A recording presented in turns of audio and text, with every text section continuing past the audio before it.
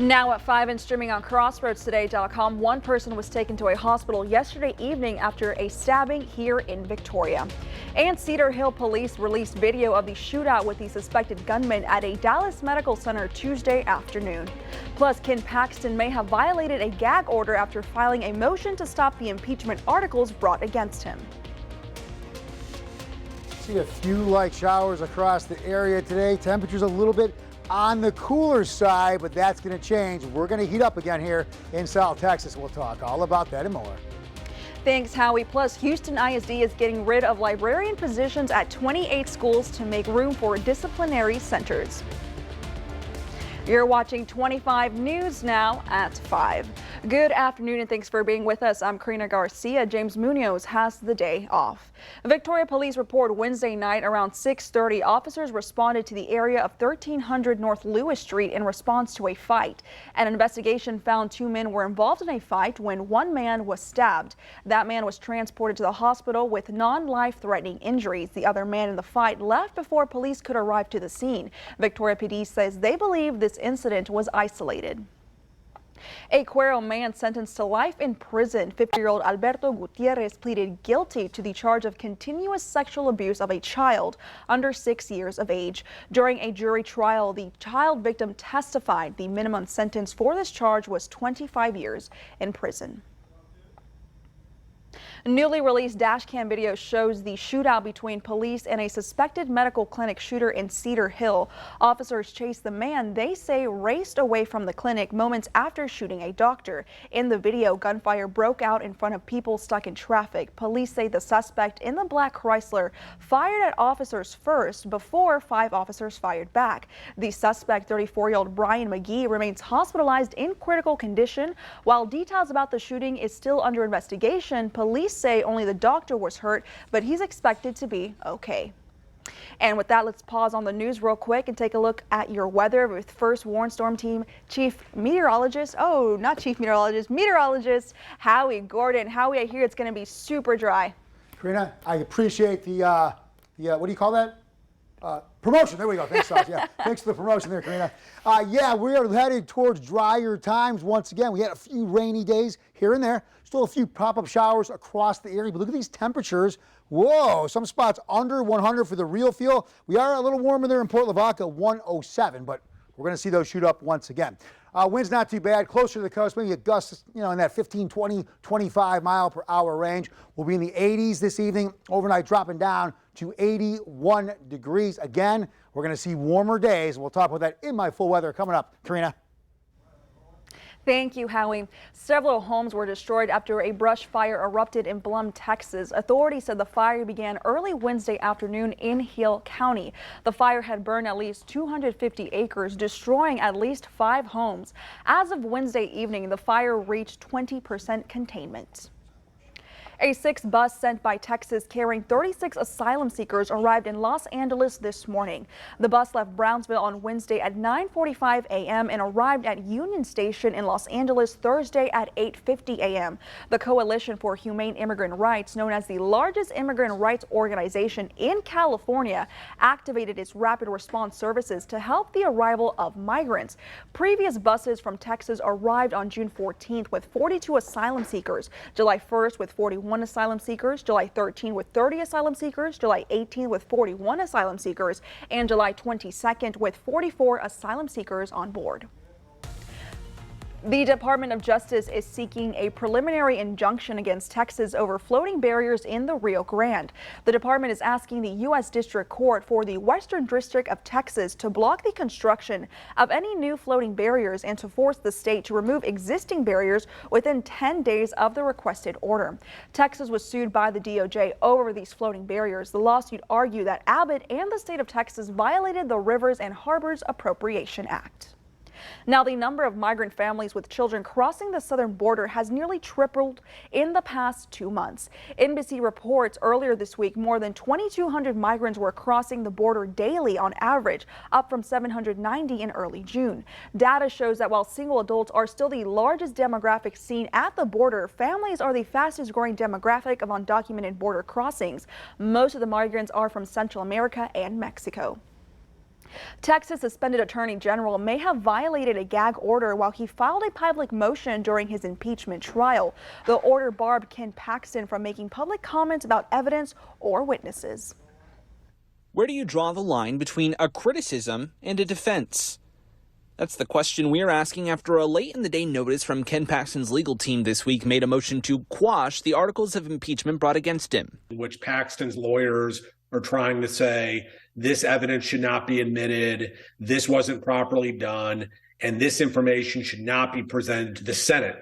A motion filed Tuesday asked the Senate Court of Impeachment to do just that, either clarify the allegations against him or set aside the articles of impeachment entirely.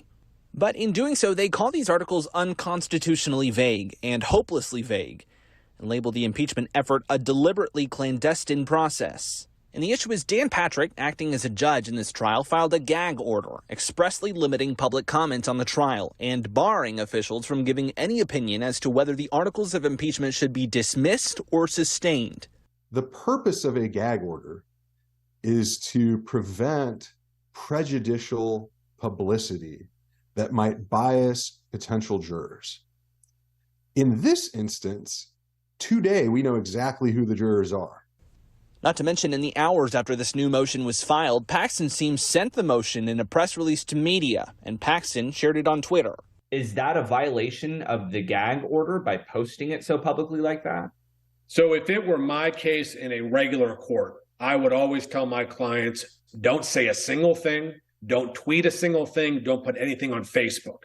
What the Attorney General did with these tweets is getting very close to the line. Notably, neither the press release nor the tweets include additional opinions or comments. They only quote directly from the motion, which could mean they didn't technically give their opinion per se, but that will ultimately be up to Dan Patrick to decide. A large fire broke out at a recycling yard today. A large plume of black smoke could be seen coming from this recycling company in South Houston.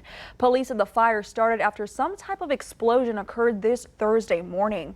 While fire crews with the Houston Fire Department battled the blaze, a couple of small explosions could be seen in the middle of the fire, sending sparks into the air. Crews were able to put the fire out very quickly, and nobody was hurt.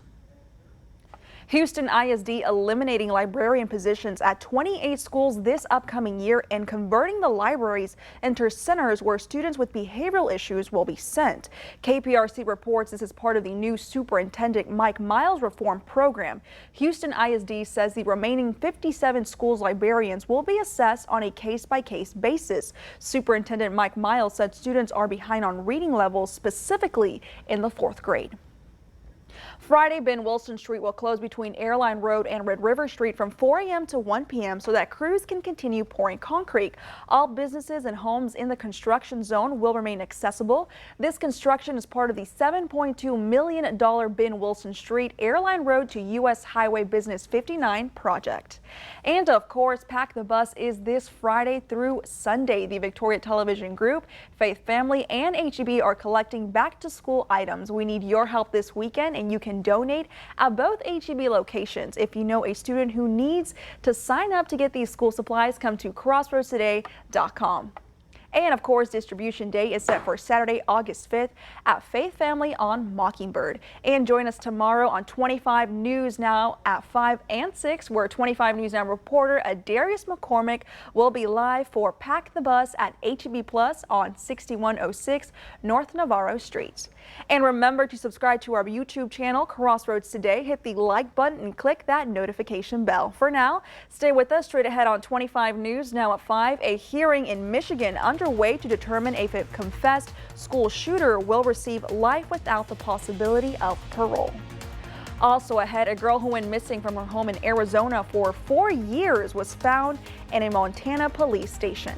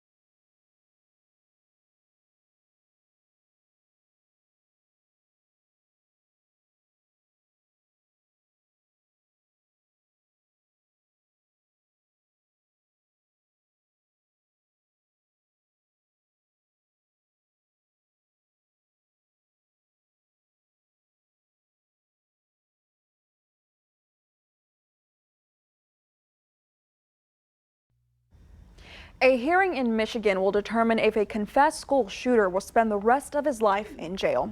Prosecutors argue 17-year-old Ethan Crumbley should be sentenced to life in prison without the possibility of parole. They say the 2021 mass shooting that killed 4 students was premeditated. Crumbley's defense team argued he should not be denied the possibility of parole because of his age, which was 15 at the time. He may be able to be rehabilitated. The hearing could be extended into next week.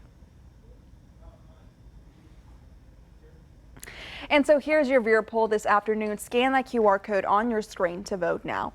The question is, should mass shooters who committed crimes as minors be eligible for parole? Yes or no? We want to hear your opinion on this. Come to crossroadstoday.com/vote to take part.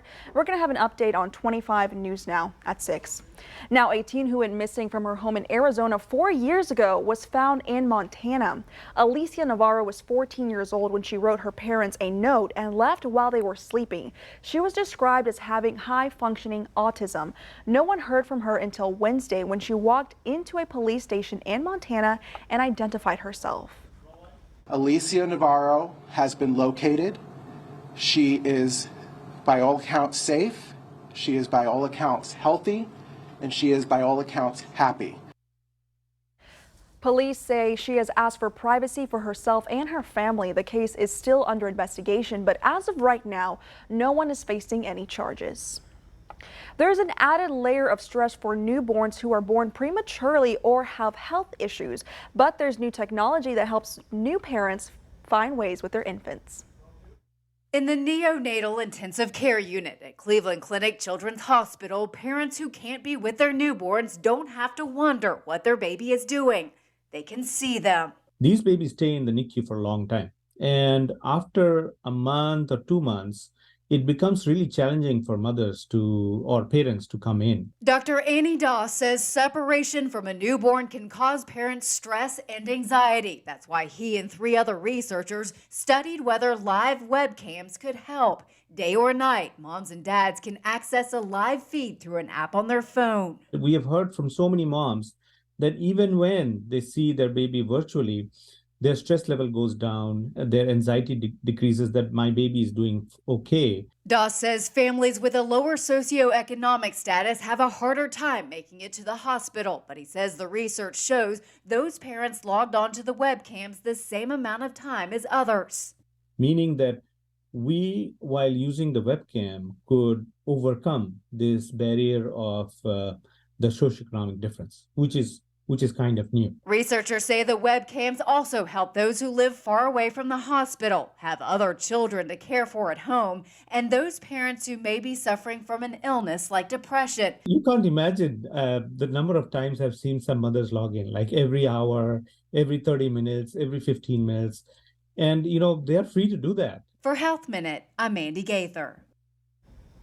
President Biden is taking steps to protect workers from the nation's extreme heat. The Biden administration is taking new measures to help cities and communities deal with heat-related issues. This includes increasing enforcement of heat safety violations and increased inspections of potentially dangerous workplaces, such as construction sites and farms. The Labor Department will also issue the first ever hazard alert notifying employers and employees about ways to stay protected from the extreme heat.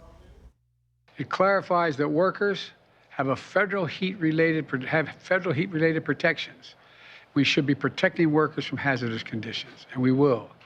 And those states where they do not, I'm going to be calling them out. So say it again. Additionally, the White House says NOAA will invest $7 million to improve weather forecast, and the Interior Department will invest more than $150 million to combat climate change and to expand water storage in western states.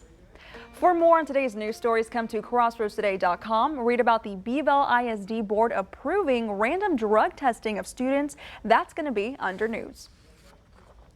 We've had a slight overall break in the heat, but things are going to heat up again. And we're going to talk about that coming up in just a few minutes.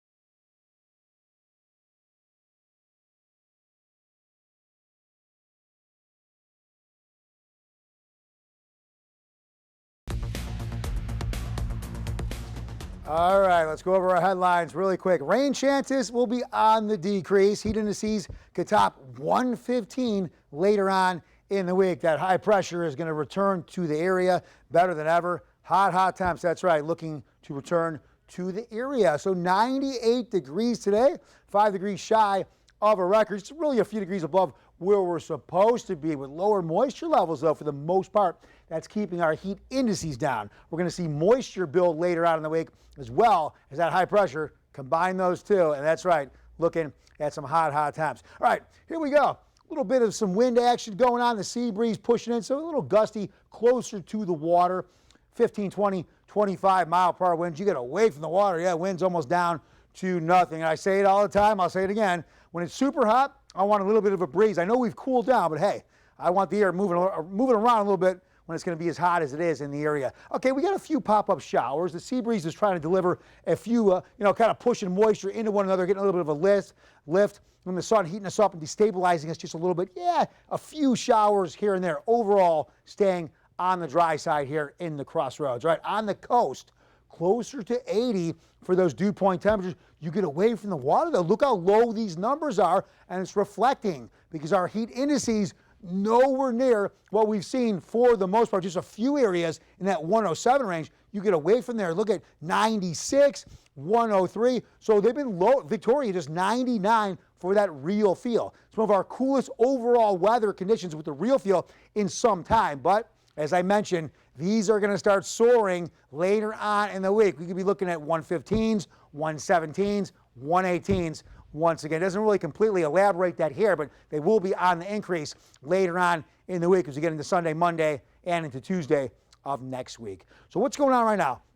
We're seeing moisture moving in, a little bit of some lift from the sunshine again. That's destabilizing the atmosphere. What's going to happen? High pressure eventually going to start moving into the area from the Four Corners region and from the north. And with that high, we see what it can do here. Clears out our skies, lots of sunshine. It's a push down effect. That's a warming effect. You're going to see some moisture moving in as well. Combine all that, and we're going to see, again, a lot of what we've been seeing really from June through now. Hot temperatures, probably going to bring back advisories across the area, maybe even some excessive heat warnings. Now, here's what we got. This dust has moved in, kind of slowed down a lot of rain progression. Now, it is looking to leave us for a little bit, but hey, we're still a long ways away from the summer being over. We're going to continue to see this dust, but maybe a break at the end of the weekend in terms of that dust helps with allergy sufferers, asthma sufferers. But the thing is, when that dust leaves, that opens up the skies potentially for some showers. All right, here we go for the marine forecast. 93 degrees for our water temperature. Yes,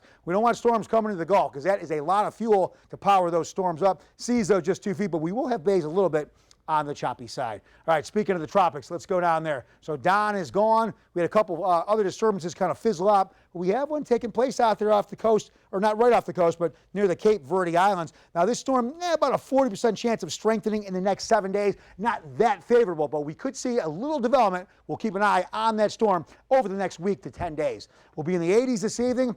Tomorrow down to 81, or overnight down to 81 degrees. Tomorrow, back up to 97, mostly sunny. You got a 20% chance of some showers. Looking ahead to the rest of the week, here is what we have. I talked about these heat indices. These can start to climb later on in the week. Again, potentially 115 and beyond. For now, though, we are looking at our, what is this called again? I'm so rusty. Our app.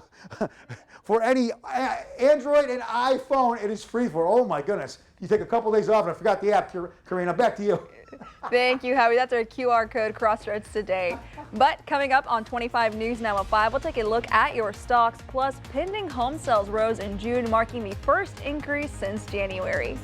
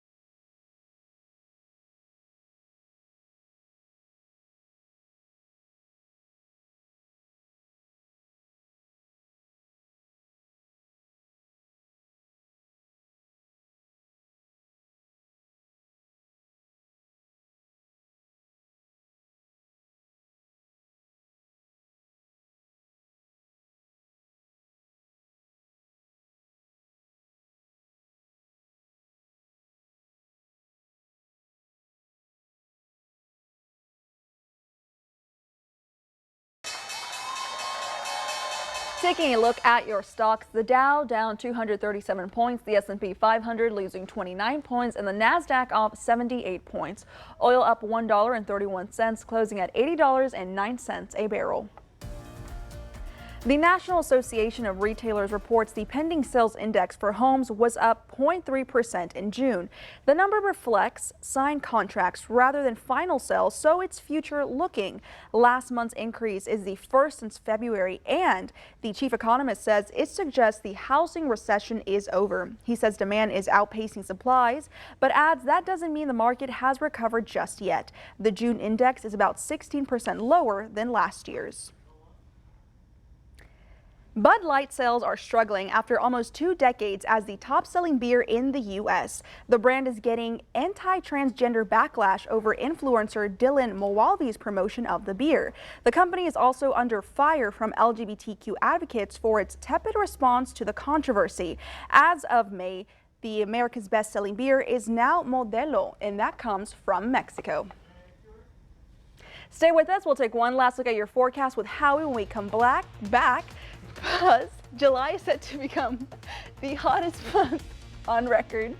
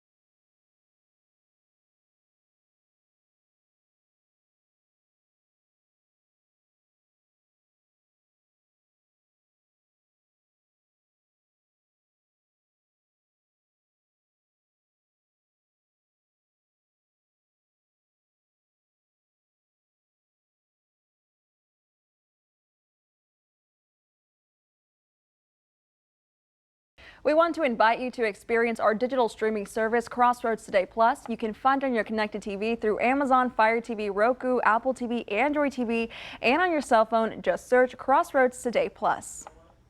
This summer's brutal heat wave is continuing to set records worldwide. July is set to become the hottest month on record. Global mean temperatures on the Earth's surface were just above 62.5 degrees Fahrenheit through Sunday, exceeding the previous high of 61.9 degrees from July 2019. Researchers say human-caused emissions are the main driver of rising temperatures, and the El Niño weather pattern is active for the first time in 7 years, pushing weather extremes even further. So Howie, you know all about this. Can you comment real quick? Well, I mean, we are, a lot of what's really setting it all in motion. We got the warmer oceans right now. We got high pressure blocking things out, pushing down, sunshine coming through because skies are clear, and thus just overall heat wave taking place. The Earth, though, for 96% of its history, we are on the cooler side. We're starting to warm a little bit. Everything goes in cycles. We are on a warming trend. And you wouldn't think so today because we were cooler than we've been in a couple of days. Let's take a look at the graphics here. So look at that. Hey, 90 Victoria. We've been 107, 109, 115. Now, these are looking to return, though, a few days from now. This evening will be in the 80s. Overnight dropping down to 81 degrees. Tomorrow, 97. Heat indices pushing maybe 105. Okay, so a little bit on the cooler side. So where is all that heat? Well, that heat is looking to return. Let's take a look at what's going on here. Okay, so for Friday, tomorrow, 97, and the best we got like during the week, did I just say like? I don't like to use that word. 100 degrees on Monday, 100 degrees on Thursday, but we're going to start to see some moisture move in. High pressure will start to move back into the area. What that high pressure does, I just explained a second ago, it clears out the clouds, so limited cloud development, so maximum sunshine exposure. At the same time, the high creates sinking air. Sinking air is a warming effect. So with all of that combined, yeah, we might see some of our hottest stuff later in the week. Heat indices returning to 115, 117. So yeah, so that's going to be brutal. Yeah, going to be brutal. On the brutal side once again. But stay indoors, get some water, stay fresh, stay safe. Alrighty, well, thank you for being with us. We hope to see you back here tonight for 25 News Now at 6. World News Tonight with David Muir is up next.